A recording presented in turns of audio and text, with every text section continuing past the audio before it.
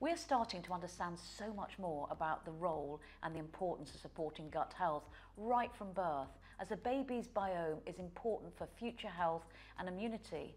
The human microbiome is established at birth, and by the age of 3, the composition is complete. So by giving your babies and children probiotic from birth, it can help their digestion, their mood, their well-being, and even their skin health. Bifikalm contains 1 billion friendly bacteria, and it's perfect for both breastfed and formula-fed infants. And we're delighted to be joined by Rebecca to have this chat about Bifikalm and all of its amazing benefits. So, Becky, what are the strains in Bifikalm? Yep, so Bifikalm has 2 strains of friendly bacteria, and they've actually been selected from a healthy infant's gut microbiome. So they are naturally supposed to be there, which is amazing. You're not giving something that's maybe not natural to your infant, and it can really help support the growth and development of their gut microbiome during that first year. Because some of the questions that women ask us, they get a bit fixated on different strains, don't they, and how many billions are in it. So what is different about Bifikalm in terms of the strain that's being used? Yeah, of course. So there's a big thing, I think, when probiotics, people think more must equal better, but that is not true. All of our products actually researched to show that the specific strain and the amount is the perfect kind of formula or blend that is needed to support the infant's gut microbiome. So the 2 bacterial species that have been chosen in Bifikalm have actually been shown to be really beneficial for infants in supporting that development. And there's also been a clinical study done on colic as well in infants. Fantastic, because that is a huge topic, isn't it, for so many so many mums. You know, when we've done IGTV, the questions that we get asked are all about colic, because you know, it causes great anxiety, doesn't it, in a new mum especially. Yeah, definitely. It can be really hard for a new mum and not knowing kind of where to turn, and there's so many different things they can try, and so many different causes of colic. It doesn't just have one cause. So sometimes maybe a probiotic will be helpful, but in other times it won't if it's to do with maybe another underlying cause. So it is just about finding what is right for you and your infant. Yeah, it's interesting. I always think as well that for new mums, they're sometimes really nervous about giving a newborn baby something like such as a probiotic. So how, you know, they are safe and they're easy to use? Yes, so Bifikalm is completely safe. It's a natural supplement, so all it contains is sunflower oil, the 2 strains of bacteria, which I've already mentioned, are found naturally in healthy infants, and a little bit of vitamin E just to work as a stabiliser. So it's a completely natural supplement, and it's been shown to be safe from birth. Okay, and the clinical studies that have been done, what have they shown in terms of colic? Yeah, so the clinical studies on the 2 bacterial strains have been amazing. They were tested on infants with colic, over 100 infants now, and it had a significant result on their crying time within just 1 week of use. So it can have a really significant impact from such a short space of time. And actually parents that have spoken to me, they've seen the results in a few days, and it's really had a massive impact on both their infants and their quality of life. It's interesting, isn't it? Because it is based around colic, but you can take it even if your baby doesn't have colic, because it's improving that microbiome. Yeah, definitely. So the kind of mechanism of actions of the strain for colic are also really beneficial for just gut health in general, having kind of an anti-inflammatory effect, regulating their bowel movements, supporting the growth of the good bacteria that's supposed to be there. So it really has a whole host of benefits. Brilliant. Rebecca, will you tell us a little bit about the gut microbiome and just what it's about and why we should all be taking a supplement? Yeah, of course. So your gut microbiome, you might actually think, oh, it's just the bacteria that I found maybe like in my tummy. But actually, it's all the bacteria and microbes that include things like fungi, viruses, that are found in your whole gastrointestinal tract. So that's all the way from your mouth, all the way down to your anus. So there is trillions and trillions of these microbes found in us, and they're doing so many different beneficial kind of... They're like colonies or communities, aren't they? The colonies are doing things like digesting your food for you and producing beneficial vitamins like vitamins B, vitamins K, defense, so they're making sure that we are getting ill less often and can remove these pathogenic bacteria, and can also have really important roles shaping our mood and behaviour. So there are so many different things these microbes are doing, and especially for infants, during these first 1,000 days of life, that's all the way from preconception up until kind of their 2 years, is when that microbiome is developing, and that can actually have an impact on their future health. So it's so important that from the kind of very first go right at the start, we are thinking about the gut microbiome and how we're looking after it and how best to nurture it. And it's interesting, isn't it? Because a baby's microbiome, that there's like almost sterile when they're inside the uterus. So they start to pick up these microbes as they go through the birth canal, don't they? Yeah. And sort of skin to skin contact, etc. So, you know, if you've ended up having a cesarean section, for example, your baby hasn't had that chance, has it, to go through the birth canal. And so, you know, that microbiome really needs helping, doesn't it? Yeah, exactly. So with a vaginal birth, your infant will be actually picking up your fecal microbiome. So it's really important throughout pregnancy to make sure that you are looking after your own microbiome, as that kind of first seeding event is going to be really important for your infant. And yeah, if you are having a cesarean birth, then the first kind of contact that your infant's going to have with microbes is from the hospital environment. So these are more likely to be antibiotic resistant, so it can be a little bit more pathogenic. So this is when something like a probiotic or breastfeeding is going to be amazing for their gut, just to make sure they are still getting that good bacteria back.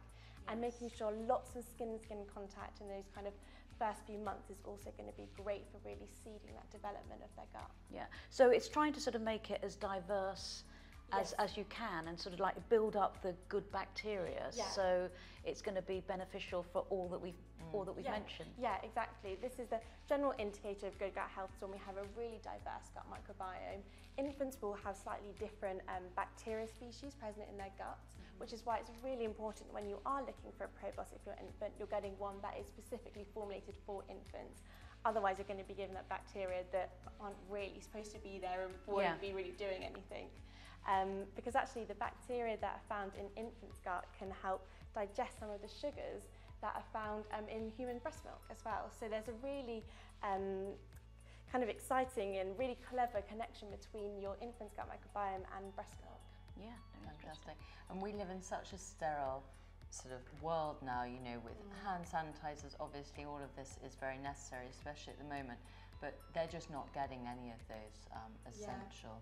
Yeah, and this is one of the reasons we think that allergic diseases in infants are actually on the rise. So things like eczema and hay fever, because we don't have that exposure to these bugs when we're younger, because, I mean, obviously we do now have to be more cautious, but we do generally live in a more sterile lifestyle than we did maybe kind of 50 years ago. So we have got to be really kind of thinking about getting these good bacteria in, because if we're not, then this is when we have an unbalanced gut microbiome, and it means that our immune system overreacts to things that actually aren't harmful, so things like pollen or dust, and this is where kind of then we do have these allergic diseases, But I also think it's interesting, you know, when babies and toddlers are sick, they use a lot of antibiotics, and again, something like antibiotics can deplete the beneficial bacteria, can't it, from the gut? Yeah, so of course antibiotics are completely essential, and they do target the pathogenic bacteria, but also they target the good bacteria as well, so they can actually pretty much wipe your gut microbiome. So it is really important, if you are taking antibiotics, to also take a probiotic at the same time, just to make sure that you're replenishing your gut microbiome, you're getting that good bacteria back in, and then you're reducing the risk of getting any side effects from your antibiotics.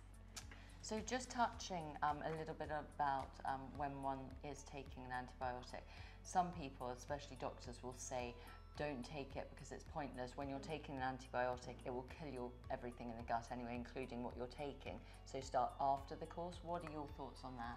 Yeah, so there actually have been studies that shown that taking probiotics alongside antibiotics can help reduce the side effects associated with antibiotic usage, with things like diarrhea. So I would definitely recommend to take both at the same time. We just actually recommend waiting about 2 to 4 hours after taking your antibiotic before taking a probiotic. And this way, it won't be affected. Obviously, you are not going to be getting as many good bacteria as you normally would if you were just taking a probiotic, but you're definitely going to be getting more good bacteria than if you were taking nothing and just the antibiotic. Can I also ask what a pregnant woman can do to boost her gut microbiome as well? Yeah, of course. So generally we say that have a nice diverse range of different plant-based foods. So actually it's shown that those who eat at least 30 different types of plant-based foods per week had a more diverse gut microbiome than those who ate less than 10. And as I touched upon, a more diverse gut microbiome is a general indicator of good gut health. So we're thinking a wide range of different foods, and that's things like fruits and vegetables, beans and pulses, nuts and seeds, legumes, so really a wide range of different foods there. Also making sure we're eating enough fibre, so that's things like whole grain bread, switching maybe your white pasta, white rice to the brown version, snacking on things like nuts and seeds and fruits and vegetables is all going to be great. And this fibre is going to act as a food source for our friendly bacteria to make sure they're kind of happy and thriving in our guts. Also, you could have things like fermented foods. So fermented foods contain friendly bacteria as well as other bioactive compounds that are going to be beneficial for our gut health. So that is things like kefir, live yogurt, sauerkraut. These are all going to be really great for our guts. Brilliant. What about kids that are picky eaters or fussy eaters? Because we all know that toddlers and children are like Notorious. that. Yeah, so I mean, great that they got the probiotic. Yeah. But what do you suggest mums try and give these fussy eaters? So I always say, actually, and this is a tip that I often try and give to mums, is making sure that the stimulus that's out is something maybe nourishing and something healthy. So instead of always having maybe chocolate bars on the side, maybe have some fruit on the side, or when they get home from school, have some vegetables, a bit like we've got our platter here, kind of have that already made up.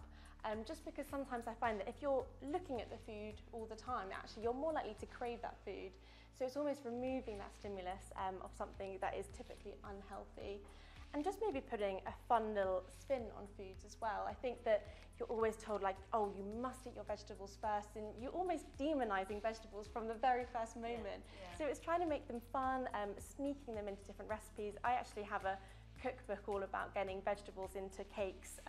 So I'll often trick people and make them a really nice tray of brownies and be like, there's actually some beetroot in there. So trying to sneak it in, it's all going to be great. And yeah, like you mentioned, a probiotic as well is really great as well for fussy eaters, just to make sure they are still getting kind of all that good bacteria and everything they need to nourish their gut. So when you come to weaning your child, what do you do then with probiotics? Yeah, so you can still take a probiotic when you're weaning. So for example, our Bifikalm, it's up to 12 months, but it actually comes in a really easy to use dropper. So this can be added to any food that they're starting with, so that's not a problem at all. And then also our KidsCalm, which is our sachets for children over 12 months plus. And this is a really easy dissolvable sachet, completely tasteless, so that can just be mixed in with their food or any cold drinks they're having. So you can still, while they're weaning as well, have the probiotic, and that also will help with kind of the digestion of food as well, and can help support keeping them regular, because I think sometimes when you're weaning, their kind of digestion goes a bit crazy. So this is a good way just to kind of help keep it all going and keep it all in check. Leo and I are really excited about these new products, and I think they're going to be so useful to new mums. So thank you, Rebecca, for clarifying everything we've asked you. No, I was really happy to be here.